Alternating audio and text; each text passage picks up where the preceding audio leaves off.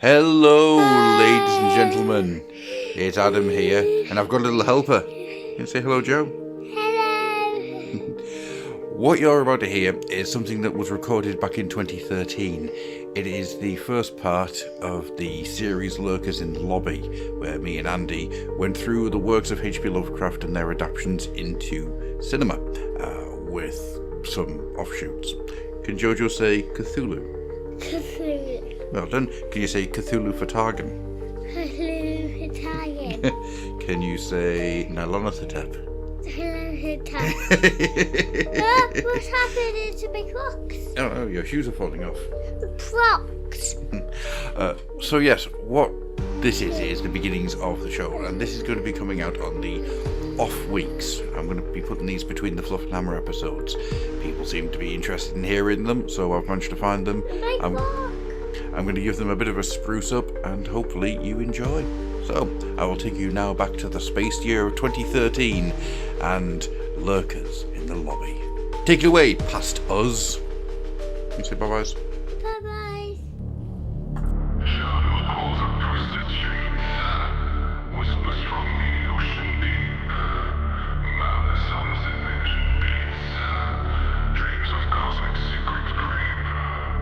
Under eldritch skies we wander, lost in voids of endless night.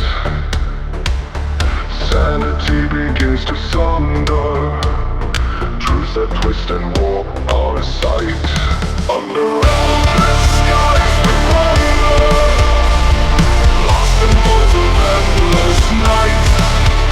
Sanity begins to sunder, truths that twist and warp our sight. Stars align in cryptic patterns, portals to the other side. Cities where the silence shatters, worlds collide and horrors bite. Voices call from realms forbidden, names unspoken, secrets hidden. As we try to bind the strife, darkness whispers, save your life. Welcome one and all to the inaugural, the first, no less, episode of The Lurker in the Lobby. I think I shall introduce my fellow deep ones to you, and then we shall give you a little an idea of what it is that we're here to infest you with. We shall begin with the tentacle horror himself, the bear-shaped monstrosity from the woods, one of the 1,000 young of Shubnigareth. It's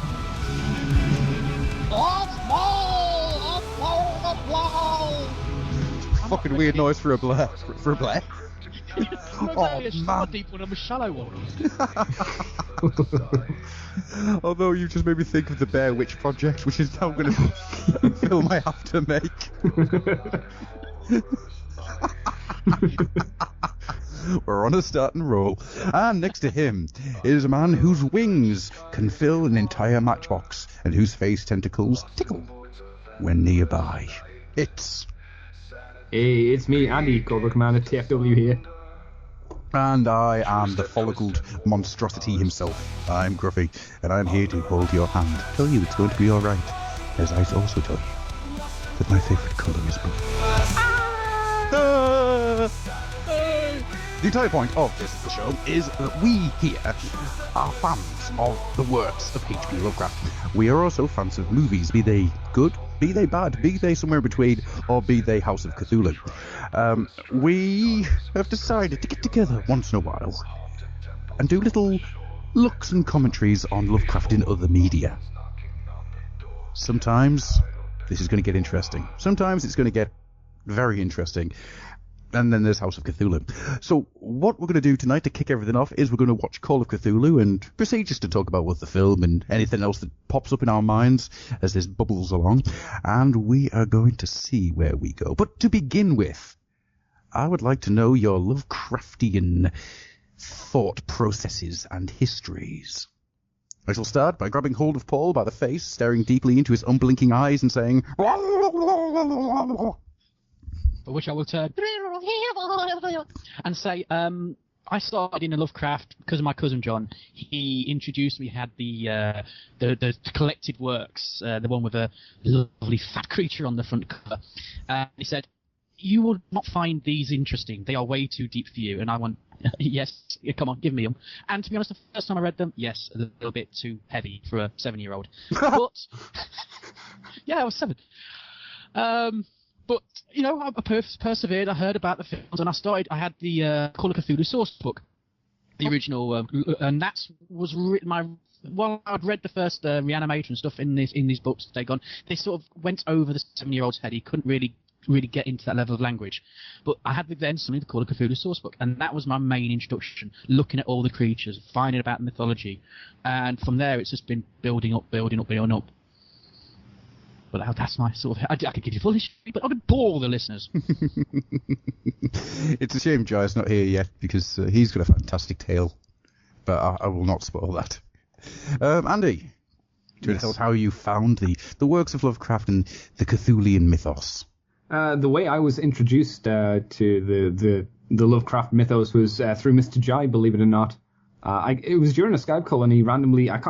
I can't remember why he brought it up, but it was brought up, and it sounded interesting. I was like, tell me more, Jai. And Jai wove a tale of madness for me, and I was like, this sounds fairly interesting. Then I think it was the year I went to BotCon, which was probably 2011, because while there I decided that, I should buy myself a little plush Cthulhu, which now sits next to my bed.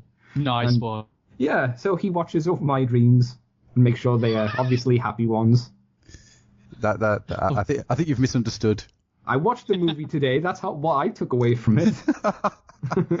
And then I guess I'm kind of new to this because all of these things, especially this movie, The Call of Cthulhu, was something I watched today. I'd never seen before, and a lot of the other H.P. Lovecraft stuff, bar the Reanimator, is all fairly new to me, and is being introduced to me through Gruff and through Paul and the rest of the people I'm sure Gruff's going to have on this show. The contagion spreads. Yeah. Well, this is kind of the interesting thing I think about doing this, is that you're new to this, and I think your viewpoints on this are going to differ from ours, for the most part anyway. So it's going to be interesting to see you as a newcomer to the crazy world of H.P. Lovecraft. I'm sure it should be a kids' TV series. I don't know. From what I've been told about the man himself, I don't think that would be a good idea. Yeah, it would. This week, Lovecraft goes to Africa. Oh no! Oh dear. No, that would be bad. Yeah, that would be insensitive, to say the least. So I think it's going to be very interesting just to see what your feelings are and how your thoughts are of these. So I think with no further ado, then we should get on and cracking onto the film. Mm-hmm. So what we're watching tonight is from 2005. It is the Call of Cthulhu silent movie. Which seemed like a good place as any to kick things off. It was made by the H.P. Lovecraft Historical Society. It stars nobody that you've ever heard of. Oh, actually, yes, I have. Of course you have, Paul. The Professor Bell is actually in a few other films that I know of. Sorry. From well-known films or just films? Just films. Okay. Yeah. Emmanuel 7. Emmanuel takes Cthulhu. Star Strippers from Alpha Centauri. Flash Gordon. Star Horse. No, I actually like the sound of Flesh Gordon. It exists, boy. It exists. Really? Oh, man. I love Gordon porn 1 names. and 2. Weirdly enough, so does Star Horse and the brilliantly named Titney Spheres. Oh, porn, you have some of the best titles ever. I used to work for Virgin Megastore. It had a porn section.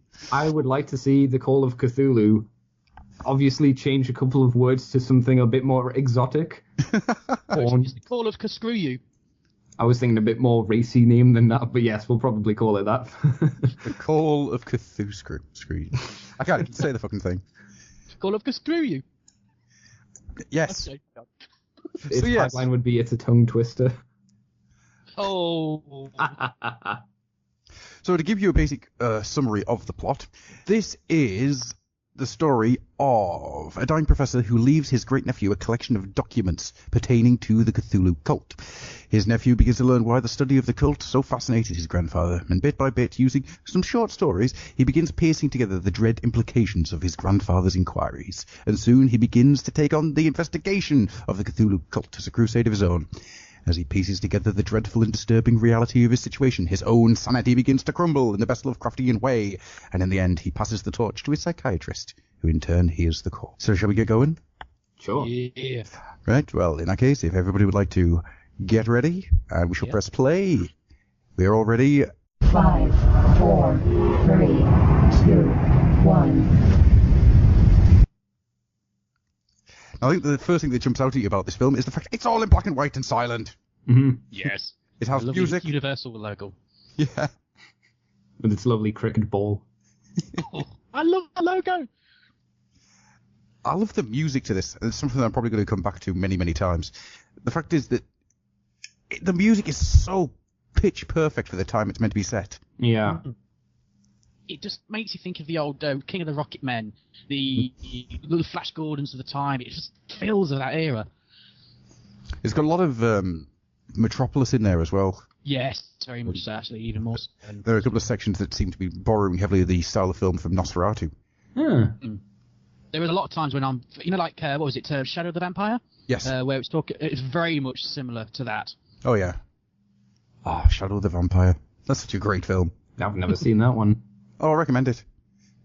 It's the story of Nosferatu if it was real. Okay. And they just got the vampire into film. It was played by John Malkovich. Is it John Malkovich? No, John Malkovich is in there, isn't he? Yeah. Anyway, if we're talking about this film. Yes. Where that picture, isn't that meant to be the thing behind The Outsider? Yes. Oddly enough, when I started watching this, the main dude here made me think, oh my god, my friend Chris is in this movie. He looks exactly like him. Is your friend Chris mad? I know he avoids madness quite readily. How do you do? I avoid madness. Because he has me in his life, he knows. He hasn't met you, Gruff, but, he knows. I fully expect now to turn up at his house, just knock at his door. Wearing nothing but a smile and a hat. Oh, that's the best way to arrive. Excuse me for pointing, he says, holding his hands behind his back.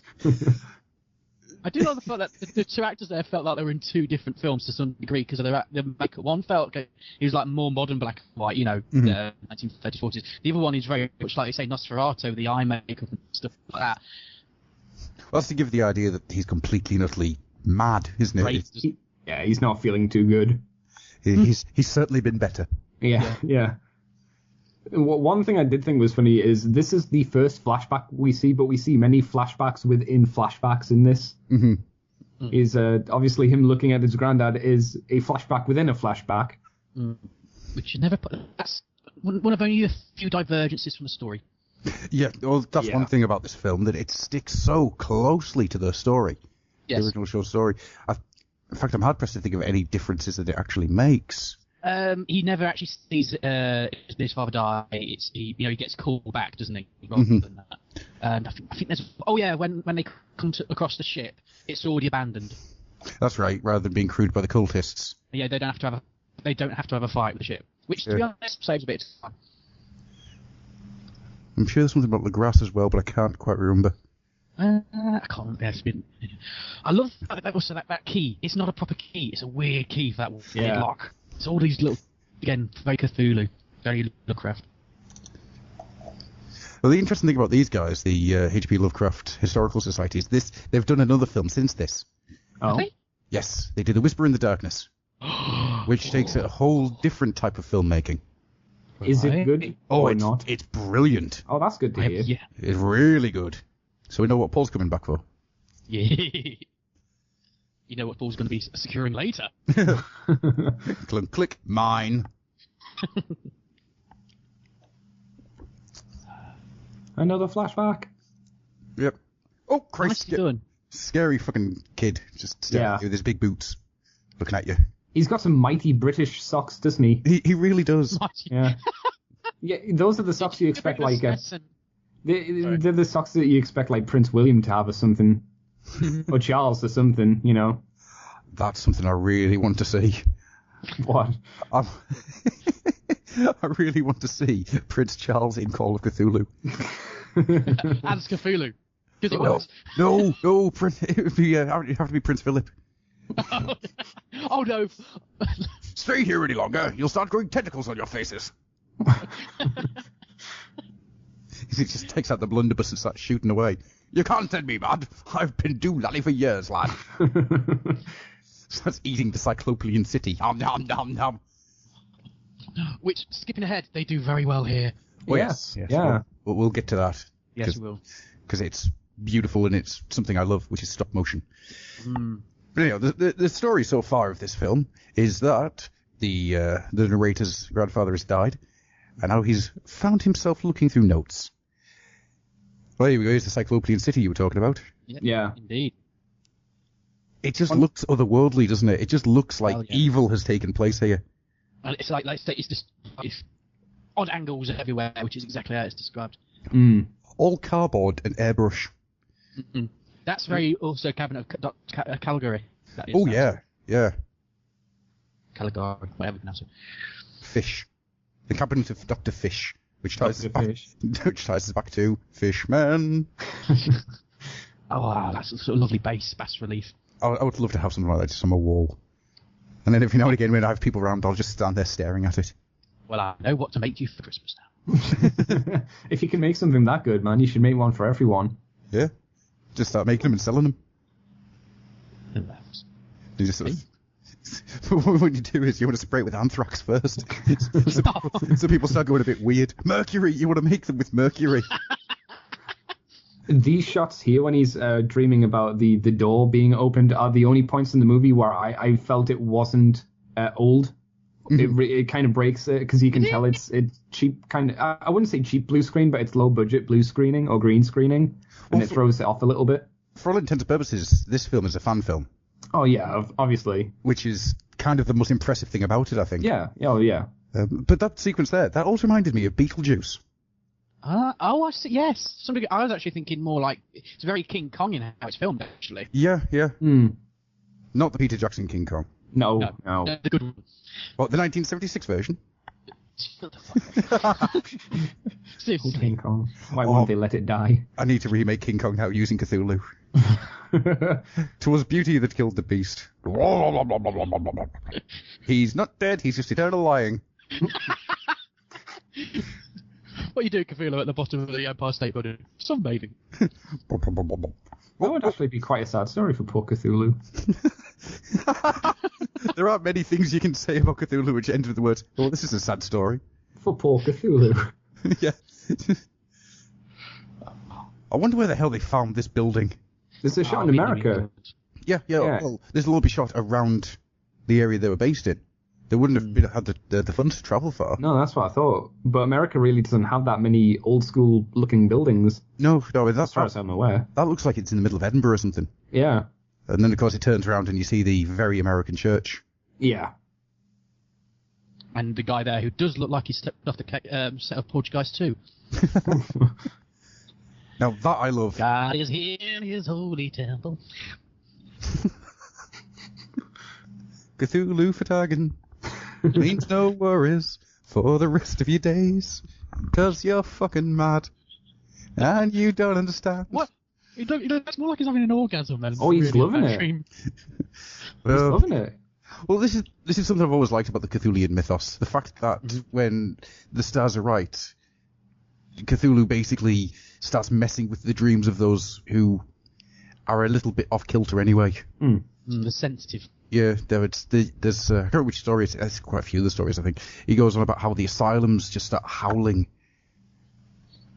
Well, it's along the lines of most of his stories where it's a little bit off frequency, it did it from beyond. These things are always there. They just sort of have to be tuned in, as it were. Mm-hmm. So, just to be a little bit off kilter, as you say, and you are part of the insane universe. On a completely side note, Paul. Yeah? Have you read the Titus Crow books? One of them. Good. So you've read the good one. The Burrows Beneath. Yes, that's the one I've read. Before it gets silly with the time clock. Yes. And David Hero. David I'm not, fucking Hero. David know- Hero. Fucking... I do not know who you speak of, but I am aware of Cthulhu's sister. Ah, yes. Well, do you want Which to make- talk about that for a second? I don't. It's been a long time. it's actually a benign creature, isn't she? She's actually Yeah. just almost a good creature, which always made me go, where? Yes. No, Cthulhu's not evil. No. Well, not evil, but she is no way benign. Oh, well, yeah. I'll give you that. He's a malignant creature. I think. His sister is a nice creature. Yes. Exactly. Who lives on Elysium. I really like The Burrows Beneath. It's a great book. It's fantastic. There's an entire section dedicated to going to the pub. What? Yes, just Titus Crow and his the guy who I keep wanting to call Watson. They just decide, you know what? There's nothing much we can do tonight. Let's go to the pub for a whiskey. It's just okay. Of course, when they come back, there's a shock waiting for them. But still, It feels like a textual version of a 2000 AD novel story. very much so. And I do. Anyway. So now we're at the American Archaeological Society, Yes. and that man looks like a skinny comedian. He really does, yeah. What we're about to God, see now was is that? some of the best facial hair you've ever seen in a movie. Yeah, we get to see Poirot. Yeah. I was really happy to see Poirot again. One of the great things about the entire mythos in the Cthulhu cycle is that it can be fitted into almost anything. I've got Sherlock Holmes versus Cthulhu stories. I've got all sorts. I've got a couple of Batman ones. Oh, wow. But what I find hilarious is the idea that no one's ever put Poirot up against him. They did it here. Poirot versus cultists would be awesome. Oh, they do it here. As close as you're going to get, I suppose. Just Except this is a bit more action-y Poirot. Steampunk snake for the skin. See, I saw this guy as the dude. Yes, that's right. I was thinking more the dude, but no, steampunk snake. Oh, solid snake. I love this guy. This guy looks like the type of person who happily fights creatures just for the hell of it. Oh, yeah. Rough like it's you 20 years from now. Oh, I wish. And then we have the beginning of the Cthulian words. So if anybody wants to pronounce them, feel free. Oh, you're better at this sort of crap. Blah, blah, blah, blah, blah, blah, blah. Is that the technical term? Yeah, it's actually how it's pronounced. People have just been mispronouncing it for years. It's spelt Rileth, for Targan, for Cthulhu. But it's actually pronounced blah, blah, blah, blah, blah, blah. Whoop, whoop, whoop, whoop, whoop, whoop. I love the reaction to everybody, him telling everybody, oh, this guy jammed some kind of blade into my eye. And everyone just kind of looks at each other like they're really uncomfortable. Yeah. No, oh man, that sucks. I love how they pronounce Eskimo. They spell Eskimo there as well. I missed. Well, how? You read, it is spelled like as if it's a French word, as Eskimois. All right. I completely missed that. Oh, comedian's back. Oh my God! Where did you find that thing? That was underneath my bed. I bought it from eBay. Here's the thing, I wasn't sure what that was meant to mean. Was that suggesting that he knows about it? Because it's never really brought up again, that dude making that really kind of creepy look at that at the statue. I always got the feeling from it that he's a guy who doesn't really... his mind isn't open to these things. So he saw that, and you always get the thing of how the reliefs and pictures and things give you a sense of fear and a sense of dread. So he just kind of looked at it and just went, I feel really uncomfortable and I would like to leave now. No, fair enough. That's how I took it. Yeah, and also, you get the thing like some people. Even though it's just an object, it's imbued because it's a facsimile of some sort of insanity. It's a weird thing how you interweave science and magic in this way. I mean, I always got the idea that it's something that's quite hard to sort of make work nowadays because, we all have the internet and we all have, we all see pictures that are weird pretty much daily. But back in sort of the 1900s to 1920s, you didn't see weird that often, outside of normal everyday weird. So you see something like that, some kind of man, dragon, octopus thing, and you just feel a little bit, why is that there? That ain't right. Well, this is back in the day when they were still finding things, exploring the world and finding, here be dragons was still, to some degree, being believed. Yeah. And so, especially when you get into the backwoods of places, a lot of local legends and myths still held a lot of sway. So you start seeing things like that, and you're just thinking, oh my God, it's the Jersey Devil, or whatever. It was just a big moth. Yes. that would be the Mothman Prophecies, which isn't a bad film. Nowhere near as good as the Mossman Prophecies. No, don't do it. Don't do it. You start me off. You start me off. Bring. Hello, Orko. You will have a good day and meet a phantom stranger. The Mossman Prophecies. Oh no, I was thinking actually the Phantom Stranger. All right, yeah. Well, say a tall dark stranger is going to be a bit of an arse thing to do to Orko, isn't it? Floating midget. Tall dark stranger. You mean anybody over 4 foot? Yeah. The only chance Orko's got's Gwildor. Oh god. I can make keys. Woo! I'm sorry, I just went into Mickey Mouse there. I can make keys. Gwildor's got the ears for it though. That's true enough. Some sexy ears you got there. Woo! Mickey Mouse. Oh, Steamboat Cthulhu. Anyhow. Yeah. As is usual, we get distracted. And beeping of my phone starts. So this phone's without batteries. Yes. Now this actually ties into what I was saying before. The sort of the myths and legends of places still hold a lot of sway. Yeah. So you're down in the swamps. They're beautifully shot. That absolutely beautifully shot. You're down in the swamps and you hear the drumming going on. And no matter what's actually going on, the first thing you think is, oh, evil's afoot. Penungle negrad nath Cthulhu rele wakad nagal tak. Got a phlegm in your mouth for that sentence, don't you? It really do, yes. Hello, Pluto. No, this is done a lot more sensitively than it is in the book. Oh God, yeah. How so? Do you want to take it, Paul? You are you are aware of Lovecraft's, particularly his earlier works, his, let's say, xenophobic nature. I've been told about his dislike of other races. Not dislike. Yes, Dislike's the wrong word.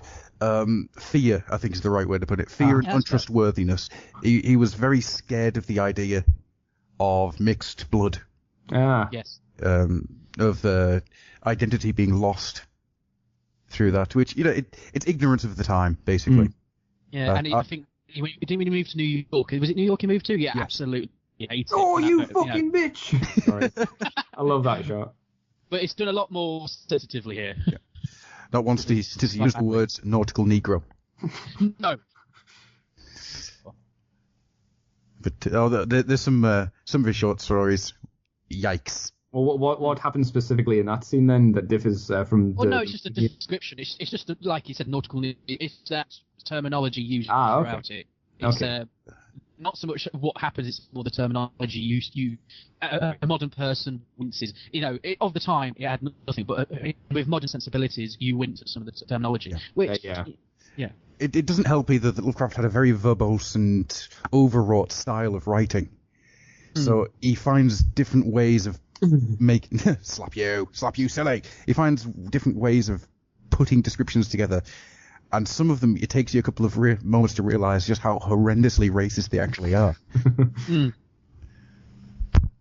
As I said, there's one of them about a giant ape, a big white ape, and some of the wording in that you just have to look and just, oh God, oh ouch. That one, if anything, about the mixed blood, underlines that their theory. Yeah. That was actual story. Yeah. We're getting a bit of an idea now of what the old ones are. They sleep now, but will awake and reclaim their world. I think it was an utter shame that we didn't get to hear this guy's voice, because he looks... I mean, when he went to the school careers counsellor, they pretty much told him he'd have to be a cultist. It's like, yes. I mean, really, look at him. What else was he going to be? Insane cultist. Yeah. Stunt double for the guy out of 976 Evil. He wasn't going to be a baker. I wouldn't buy bread from him, Jesus. Well, you would, but his name is Sweeney Todd. Baker. He does a little bit from that guy out of 976 Evil. I've forgotten his name now. Out of what, sorry? 976 Evil. Oh, it's been a load of other things as well. I'm not sure. He makes me think of if Ron Perlman and the guy from Blade Runner, who was the toy maker, had a child. Yes. What I think a really interesting fact to point out here is all these guys are stage actors. That makes sense. None of them have really done film before. They're all guys who perform on stage. And it's why you get this very... I was going to say very theatrical, which is a very obvious way of putting it. It's where you get this broad style of acting. It's subtle to a point, but everything's exaggerated a little bit. I think it has to be being silent as well, though, doesn't it? So it works perfectly. But it's not to the degree of pantomime. No, very much. Oh, God, no. Very much. He's behind you! Which quite literally he does get a bit behind you later on. Oh, no, he isn't. Oh, yes, he is. We'll have to remember that and have a good old pantomime later. My God. I was going to... Returning to the actual figurine, it's actually the most stylish, and I've never seen the Cthulhu bust done in that way before. With the sort of Very 1920s Art Deco style. Yeah, I've never seen that before until I saw this film. But, yeah, I see where you got the Metropolis vibe from, because that's where I got the vibe of the design of that statue, because it felt very much like the architecture from that kind of movie. Yeah, that very Art Deco-y, all angles. Yeah, I imagine it would be painted gold as well. Or that kind of bronzy gold. Yeah, bronze, definitely bronze. Yeah. With dark bonds with got the gold, like almost goldish highlight. That's right, yeah.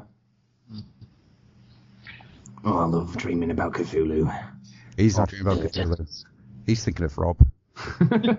Any minute now, the giant door will open and there'll just be like Rob sitting there having a cup of tea. Hello.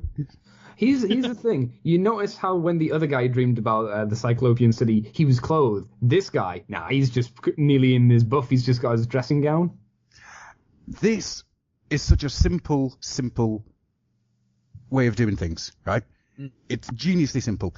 This guy dreams, he sees giant books, and then whilst he's sleeping, the shadow of the hand, which is the Nosferatu reference I was making before. Ah, okay. And I think these two things, they just get across the idea of what's going on here really, really simply. This guy he's on a quest. I love that freaking shadow in the background. This guy is just thinking so much. He's so in depth with what's going on here. He just wants to know more. And it all comes across in the dream. But on the other hand, in the real world, it's his destruction. The hand sort of just grabs him and just goes, yeah, you're mine now. There's no fucking escape. It's too late. The encroaching darkness. Indeed. Oh, he doesn't want to read it. He doesn't want it. Don't read it. In your crappy box. I don't want it. I'm gonna put the box in the fire, then give the fire to Sam Neill. Here, the Sam Neill. Have I ever told you my favourite colour is flame? Oh man, mine too. I love the dude's hat here. Oh, this is very much it's what they called the caretaker and clerk's time hat, isn't it? Yeah. It's the accountant. Man, we'll never get these scales to balance, eh? I hope this becomes Mikey one day because I want Mikey to have this hat. Are you saying that you want Mikey to be sitting there exploring Cthulhu and going mad? This guy has a giant T-Rex skull behind him, so I think obviously that means yes, Adam. Only in Mikey's case, it's just Masterpiece Grimlock. No, he's gonna find a little purple coin soon. That sounds creepy. Well, we know what purple's the colour of. Yeah. I was making a nose reference, sorry. Sure you were. I wasn't.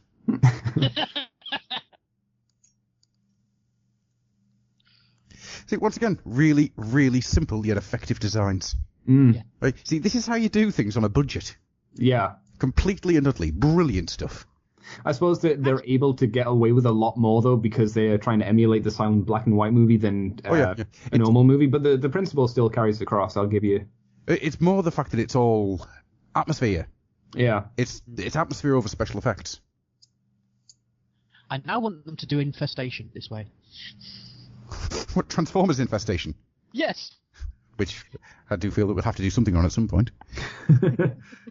I've never read that either. Possibly once we've run out of movies, so in like 2-3 years' time. Oh no, but then when the choice is, well, we could do this one, but it's fucking awful. Oh. Yeah. The thing is, if you end up doing comics, you'll have to end up doing Neonomicon, and then we might have to run a screen.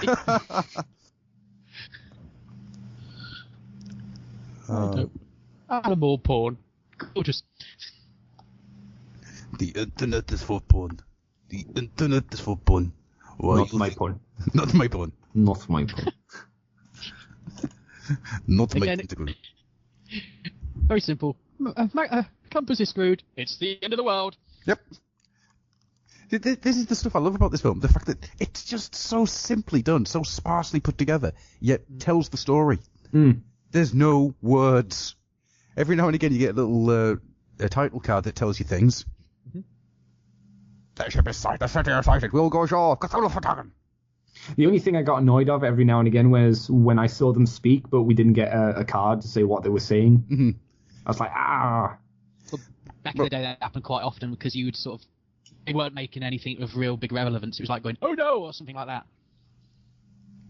Where are your pants? Now, he looks like the one who didn't have this captain looks like him out of Sparks. I always thought he looked like William Defoe's poorer brother. Hail Hydra. It's totally the symbol. That's more Cthulhu than I think you'd expect. Yeah. See, if I was all worried about it, I'd probably close the box. But they don't. It's just, it's all right. I would at least stop the lamp spinning because, it's like that's really peeing me off. The lamp spinning. Well, they wouldn't be able to because they're in a storm.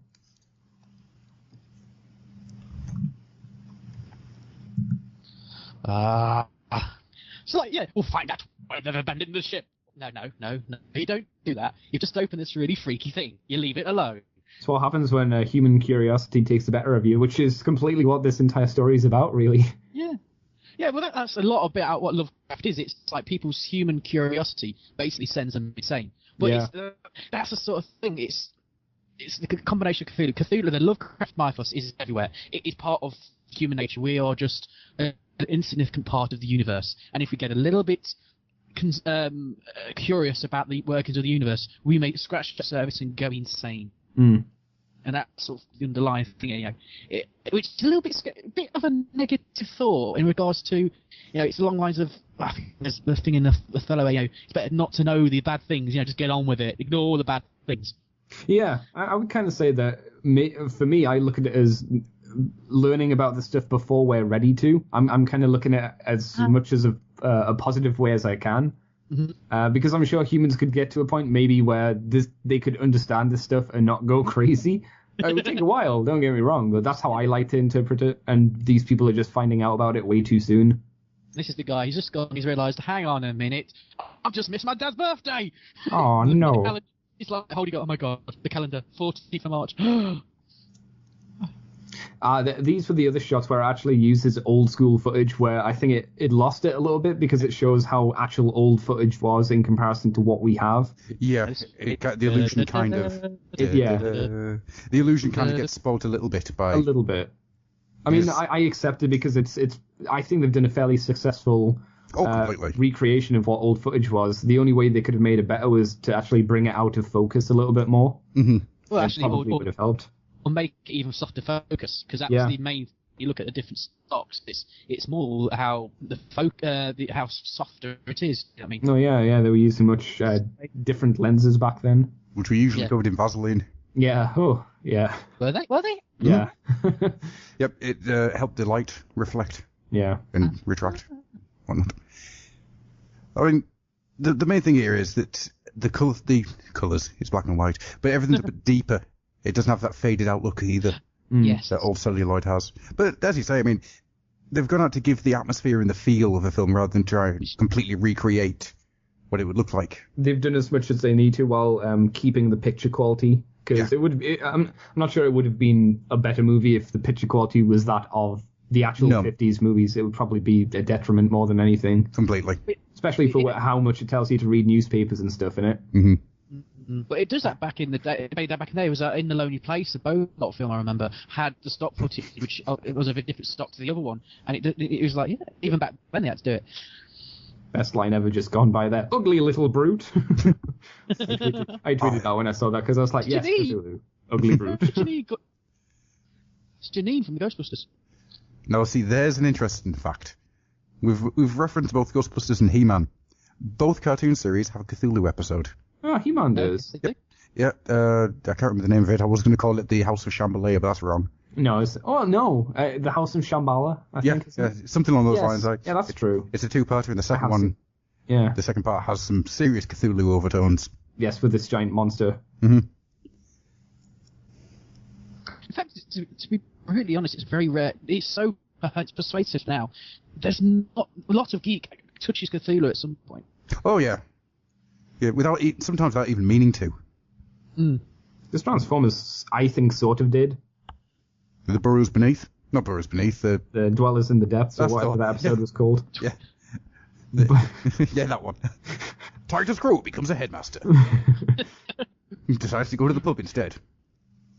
Elder God on! Wow.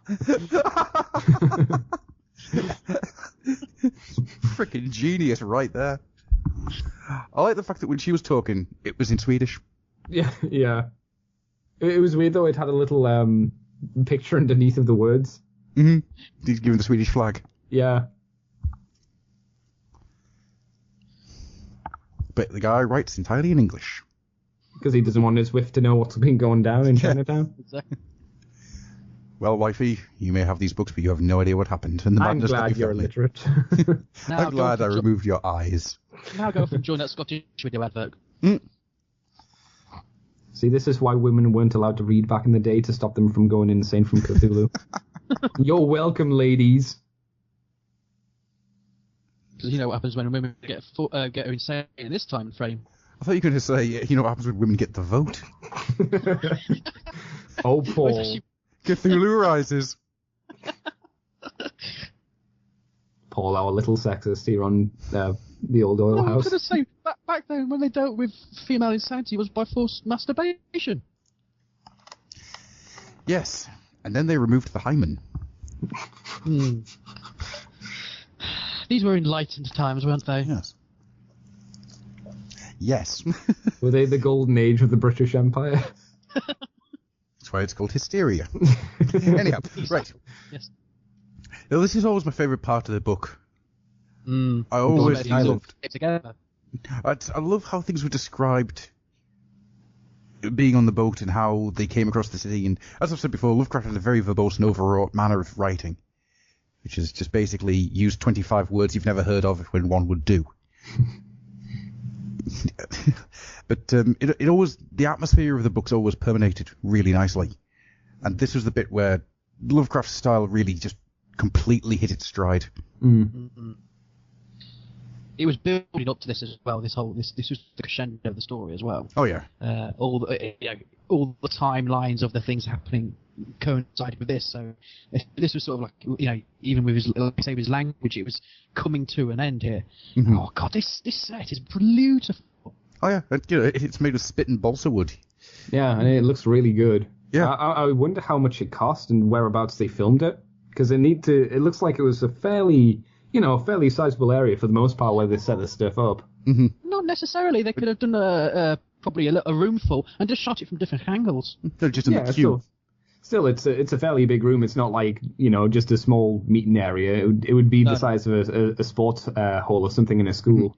Yeah, something like that. Yeah. And a lot of it is also miniature work and blue screen. Yes, yeah. Deep ones. Oh, I love the design of the deep ones there. They look like Colosseums. They're just fantastic. Just sitting on little chairs as well. Yeah, it's not like fish chairs. Yeah.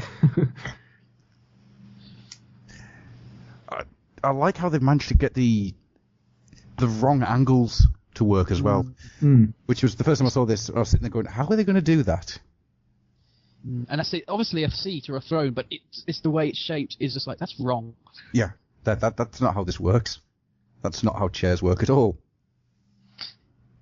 That's no lazy boy. Oh my god. Just had a thought of a reclining seat, and somebody opens a fridge and a huge Cthulhu-sized beer is in there. But I'm actually thinking it's one of these guys is actually Jean-Paul Gaultier. Here we go. Shit's about to hit the fan. I will say, because of that shot there, there's a slight problem I have. The design they put on the, I guess we'll call door, right? Mm-hmm. Because there wasn't the lighting was set up in a certain way.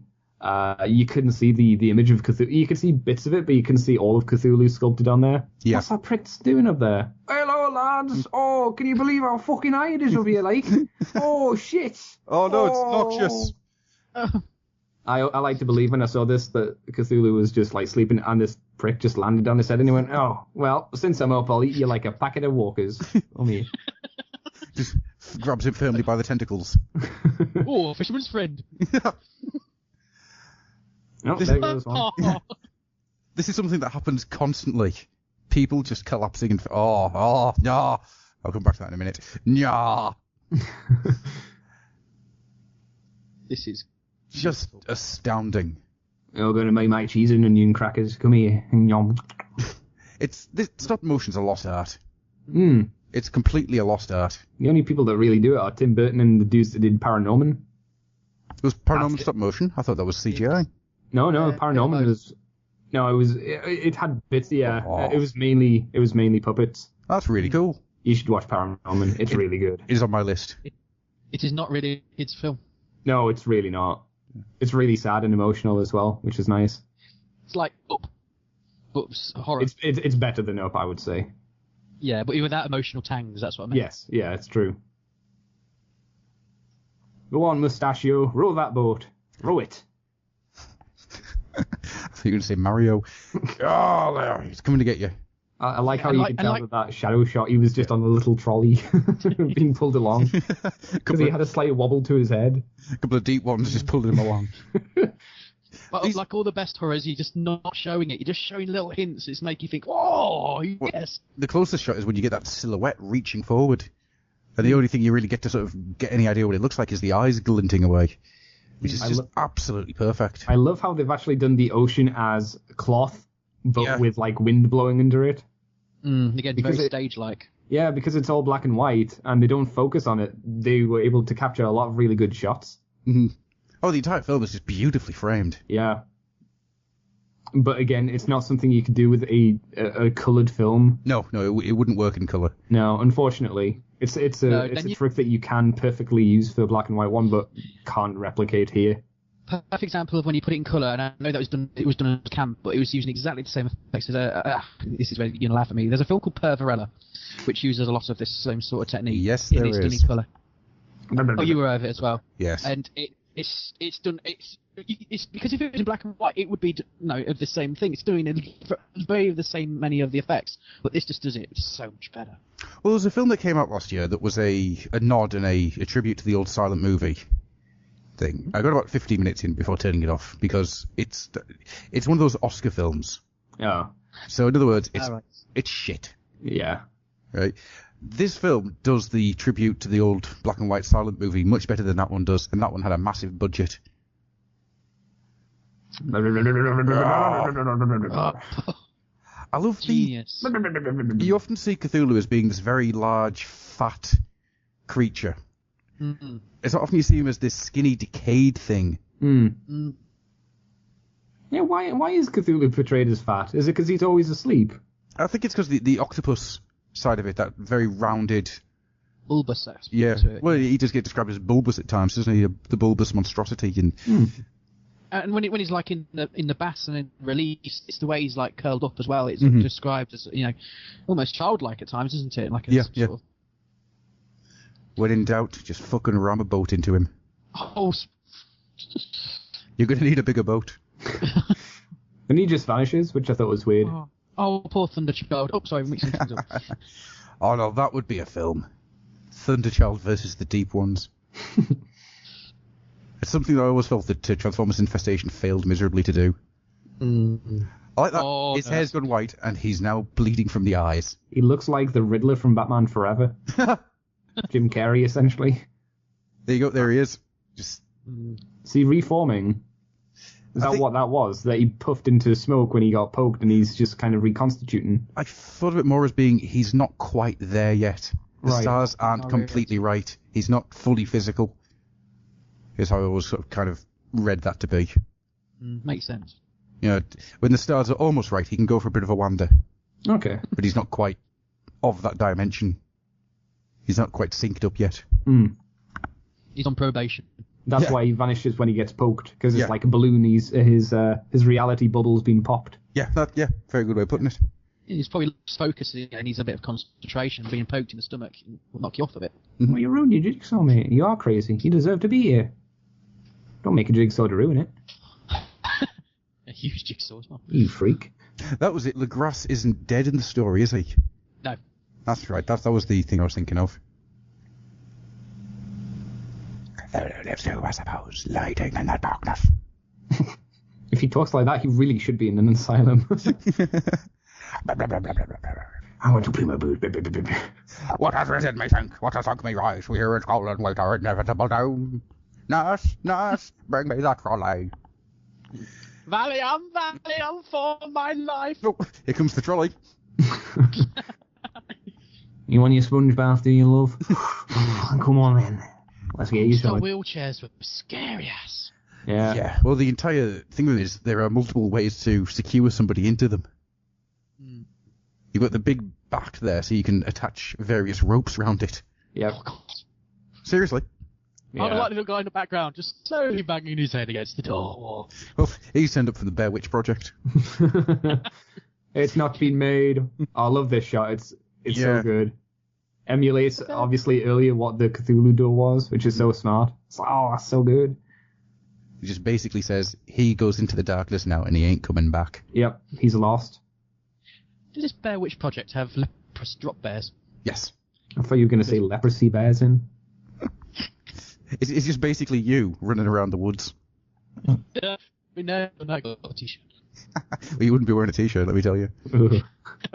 But this is what's written in here, Andy, is what we were just talking about earlier about, really getting involved, the curiosity will lead you to, like it says, a new dark age.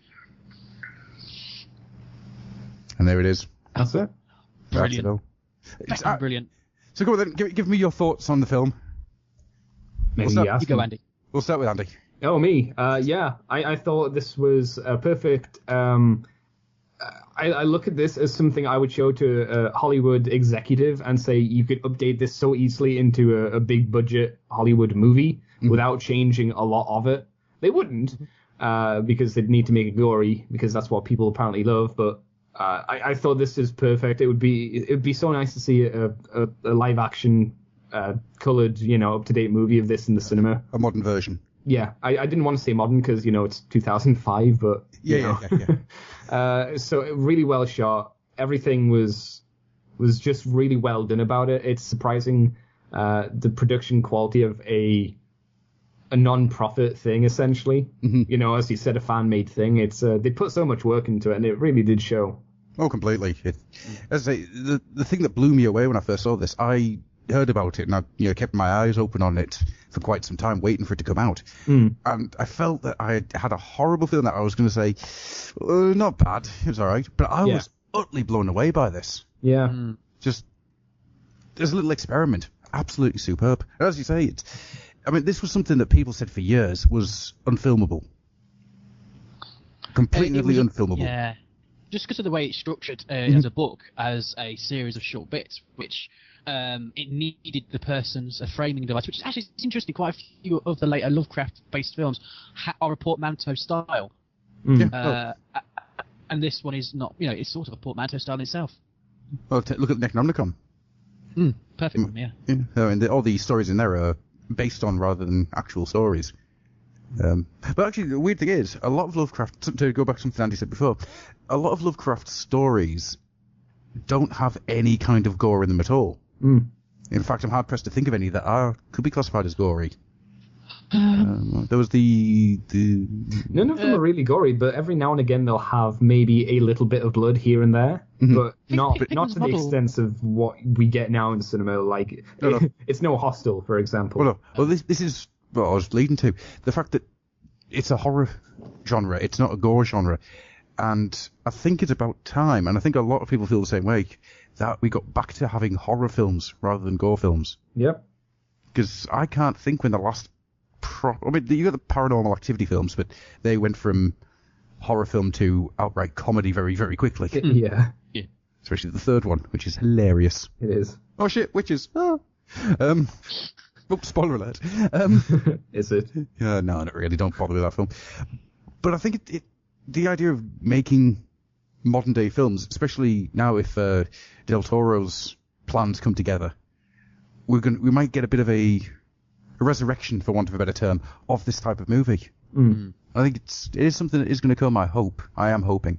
That'd be nice, because I saw the trailer for the new Evil Dead movie and went, oh look, it's gore. Yeah. Oh look, a tree. Oh no. Yeah, I know they have to have it in, and I don't. It was the fact that it's just, hey, let's cut my tongue in half, and I was like, I know why you're doing this. It's not scary. It's just maybe a little bit gross, and that's about it. This is the thing. I don't like gore films, and it's not because I'm squeamish or anything. It's because boring. Yeah, gore films have no interesting parts to them. It's just, oh, what crazy shit can we do to people?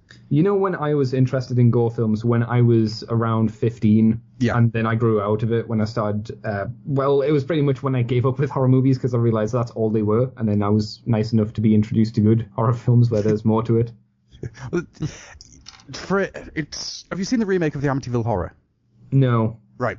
I've heard nothing, from what I remember about the Amityville Horror, I don't remember hearing good things about it. I don't know which version it is people are talking about, though. The Ryan Reynolds one. There's a couple of Amityville Horrors, aren't there? Yeah. Oh, there's the sequels that followed after. Yeah, they went to about 4 or 5, I think, in the end. Yeah. Well, one of the reasons I like that film, I mean, it has its problems, don't get me wrong. It really does have its problems. But it puts character first. That's a nice change. Yeah, it really is. So the best way that a ghost story can work is you put character first, and then you destroy the character. That's how a ghost story needs to work. It doesn't work when it's something jumping out of it's a monster closet that goes, bleh, and then chops you in half. Yeah. There is places for those type of films. I mean, Deep Rising. That's got a bit of gore in it. It's hilarious. Yeah, it is. But it only works because it knows what it is, and it goes out of its way to be quite tongue-in-cheek. Yes. Like Piranha 3D. Exactly. That's another film. There's a bit of blood in that, and bit disembodied limbs and whatnot. But it's also got David Hasselhoff singing about being the fish hunter, which is freaking brilliant. But, anyway, Paul, your thoughts on the film? To be honest, you hit the nail on the head. This is almost a perfect adaptation of the short story, the novella. How do you want? Because it's relatively long for a short story, to be honest. The way it's done, it fits the time. To be honest, you're watching it and you don't feel you're taken out of it. You were saying at one point you felt like you were still, you're watching a modern film. Yeah. I could watch this and I actually never felt that. I felt that it was, if it wasn't like a good Cthulhu film, it was you could, on its own. It's just a good film and a good homage to the silent movie era. It's a brilliant Cthulhu film as well. It's just so well done, and I love the set design, and I could gush over this film. I cannot find a bad thing to say about it.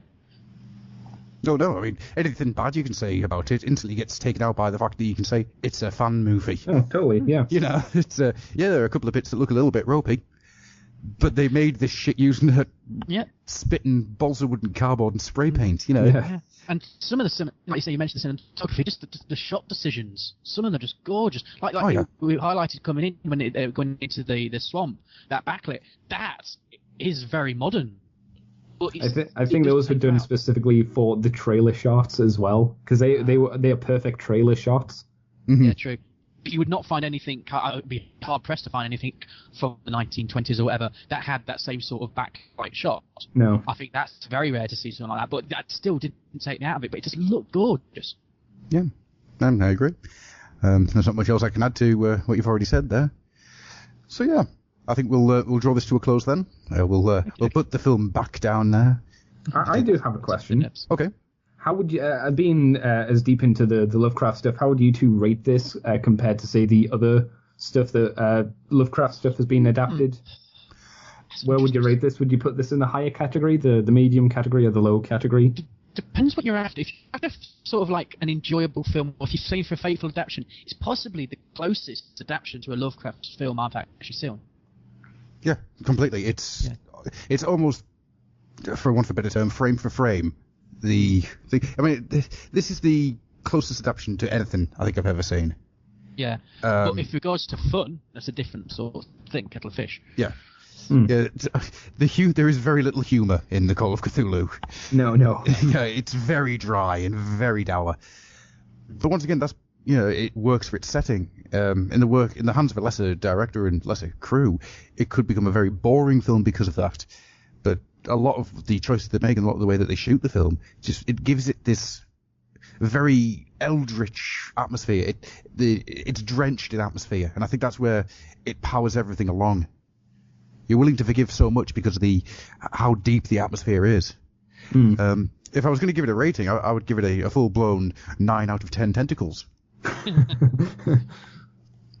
Where does it fail then? What doesn't make it a 10 since you gave it a 9 then? The fact that it is a fan film, and the fact that it was such a small release, and the fact that it's a cult movie. You know, these things kind of stand against it, because I would love to see something like this really get out there and be a big budget Hollywood film. Totally. It could work easily. Yeah, I was to say, in the right hands. Unfortunately, these days it would probably be given to frickin' Michael Bay and have frickin' Sylvester Stallone and Arnold Schwarzenegger as Pickman and his wife. You know, it's. Did you not want Arnold Schwarzenegger as Cthulhu? I can't even do that.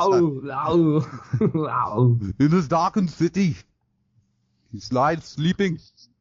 I'd like to see that movie. Sylvester Stallone as the head cultist, or as Dagon. Oh God.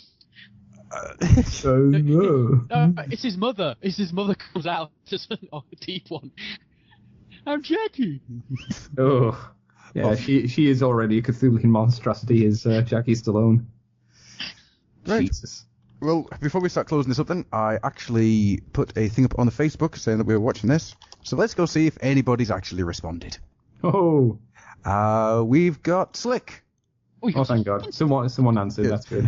Slick said she absolutely loved it. She personally recommended that film to more than a few people who all liked it. Felt it was a perfect film adaptation of the story. And doing it as a silent film, utter brilliance. There's something about the story which really lends itself to being a silent movie. Great actors too, none of which I was familiar with, which isn't a bad thing. The H.P. Lovecraft Preservation Society... I'm sure that's a song. The H.P. Lovecraft Preservation Society made the film, and they were also made a winner with The Whisperer in Darkness. I highly recommend that flick as well. We will be getting to that, Slick. Don't you worry about that. The Whisperer in the Darkness is one that I do want to do, because it's really good. And also not silent. It's much closer to a modern film. Oh, that sounds interesting, especially if people are saying it's good. Oh, it is. It's very, very good. So Paul will need to send it to you, and you'll need to send it to me, or Paul will need to send it to me as well. Either way. I will send you many things, sir. Yeah. Oh, you're so kind. No, that came out wrong. It's so nice to me. My sugar pimp. Is there anything else anybody wants to bring up? Other than my lunch, no. Wow. We've got a plethora of stuff to look at, though, from what I hear from the two of you, which I'm kind of looking forward to delving into. Because I've only really seen like 2 or 3, maybe 4 at the max, other things. Well, what have you seen? I know you've seen Dagon. Yes, in the Mouth of Madness. Yeah. Reanimator 1, 2, and 3, but we only talk about 1, really. Yeah. I think we'll only be ever doing 1. Good. I don't see us doing 3. I don't see us doing 2 and 3. No, Paul. No, there is nothing redeeming about 3. Jeffrey is desperately trying to make that a fun movie, and failing. True. The poor man. I can't really think of anything else. That might actually be it. Maybe other things popped up. What's that? Have you seen From Beyond, the other Coombs one? Yes. Coombs one? Yes, That's Lovecraftian as well. That's true. Yeah. Not Lovecraftian. It's a Lovecraft film, From Beyond. You'd actually be surprised how many times Jeffrey Combs actually turns up in these films. Oh, I won't. Have you got Castle Freak? That's another one, isn't it? Yeah, it is. He's in Necronomicon. Yep, he plays Lovecraft in Necronomicon itself. Doesn't he play? Isn't he in a Dunwich horror as well? One of them. There's a new version. I want to say yes. I'm sure there was a modern version of the Dunwich horror. Yeah, I want to say yes. Which actually has... Yes, because it is, because I've got it. It's the one, he plays the same character, because you've got him out of Quantum Leap, is in it as well, but playing a different character. So, of course, he was in the original Dunwich horror. Yeah, that's right. There's a fun game you can play whilst we do these films, actually. Yeah. But when we get to the more, I don't want to say high-budget, less good films, but basically, you can play a fun game of take a shot every time you see Jeffrey Combs, John Rhys Davis, or David Warner. Him in Cool Air is so good. Yep. Oh, him in Cool Air is freaking terrifying, is what it is. Oh, yes, David Warner. Yes. But anyhow, we'll draw this to a close then. Thank you very much, Paul. Well, thank you very much indeed. And thank you very much, Andy. Feel free to pimp yourselves out before I decide to send you back down to the pits of Relay. Oh, you go first, Andy. I hate doing this. Okay, well, you can find me on the Moonbase 2 podcast, which is on the Full Metal Hero website, or you can get it through iTunes if you like. You can follow me on the Twitter at CCTFW, all in capitals, or you can look at my YouTube channel as Cobra Commander TFW, where I talk about toys, because I'm a geek. Are you going to buy any Cthulhu toys? I'm really looking at a lot of Lego Atlantis stuff. I have a plushie Cthulhu, as I mentioned earlier. Review it. I don't have any. I really wish they'd make some proper Nika, Cthulhu I think toys. it was Nika, put some out in the early 2000s. Really? Yeah. I'll have to have a look after the show. They were very much static things, though, weren't they? So some articulation, not much, but they're still beautiful sculpts. Mm-hmm. The version of Dagon still makes me go, blah, blah, ooh, blah, blah, ooh, Oh, that's the inside of my stomach looks like. Why am I masturbating whilst throwing up? What? Anyway, right. I shall see you later. Take care, everybody. Bye-bye. Oh, hang on. Goodbye. Poor Paul, he didn't get to pimp out his stuff. Oh, sorry. Go, Paul. Paul, pimp. Pimp. No! I Pimp. don't like people. Yes, Paul Logan Blaze Anderson, Logan _Blaze on the Twitter. I help out the Old House. I help out on the Nerd Sphere. I am freelance podcasting agent. Bye. And now we're going to finish. So I'm masturbating to my sick. Bye. Bye. Hey there, Cthulhu, down there in... Shadows pulls up twisted chains. Whispers from the ocean deep. Malice hums in ancient beats. Dreams of cosmic secrets creep. Under eldritch skies we wander, lost in voids of endless night. Sanity begins to sunder. Truths that twist and warp our sight.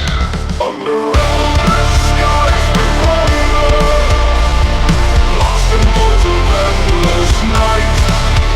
Sanity begins to sunder.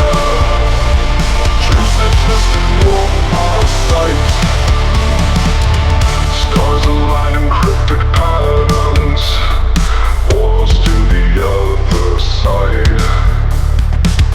Cities where the silent shadows, worlds collide and horrors bite. Voices call from realms forbidden, names unspoken, secrets hidden. As we try to bind the strife, darkness whispers, save your life. Haunted temples on the shore, echoes of what came